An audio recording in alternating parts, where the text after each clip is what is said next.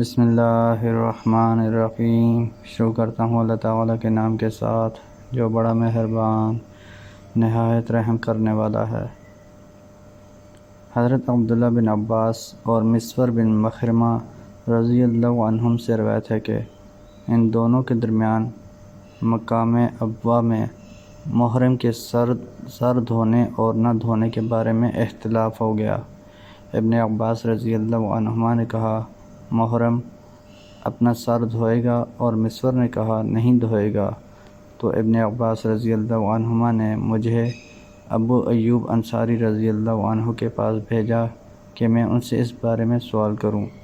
چنانچہ میں گیا تو وہ مجھے کنویں کی دونوں لکڑیوں کے درمیان غسل کرتے ہوئے ملے، اور وہ کپڑے سے پردہ کیے ہوئے تھے۔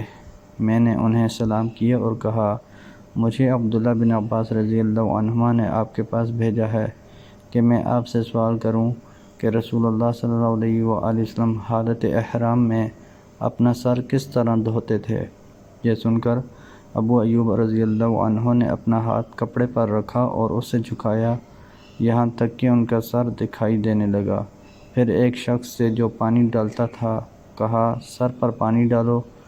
پھر انہوں نے اپنے دونوں ہاتھوں سے اپنے سر کو حرکت دی۔ صورت یہ رہی کہ دونوں ہاتھ کو آگے لائے اور پیچھے لے گئے اور کہا میں نے رسول اللہ صلی اللہ علیہ وآلہ وسلم کو ایسا ہی کرتے دیکھا ہے۔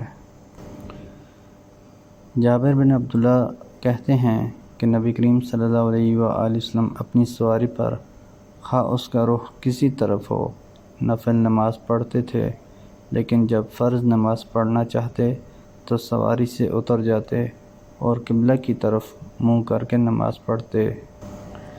حضرت انس بن مالک رضی اللہ عنہ کے واسطے سے عمر رضی اللہ عنہ نے فرمایا کہ میری 3 باتوں میں جو میرے منہ سے نکلا میرے رب نے ویسا ہی حکم فرمایا۔ میں نے کہا تھا کہ یا رسول اللہ اگر ہم مقام ابراہیم کو نماز پڑھنے کی جگہ بنا سکتے تو اچھا ہوتا۔ اس پر یہ آیت نازل ہوئی اور تم مقام ابراہیم کو نماز پڑھنے کی جگہ بنا لو۔ دوسری آیت پردے کے بارے میں ہے۔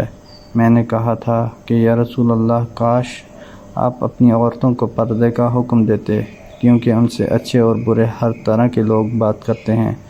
اس پر پردہ کی آیت نازل ہوئی اور ایک مرتبہ نبی کریم صلی اللہ علیہ وآلہ وسلم کی بیویاں جوش و خروش میں آپ کی خدمت میں اتفاق کر کے کچھ مطالبات لے کر حاضر ہوئیں۔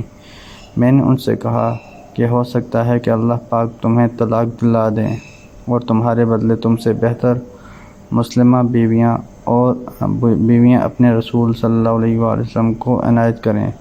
تو یہ آیت نازل ہوئی اور سعید بن ابن ابی مریم نے کہا کہ مجھے یحییٰ بن ایوب نے خبر دی، کہا کہ ہم سے حمید نے بیان کیا، کہا میں نے انس رضی اللہ عنہ سے یہ حدیث سنی۔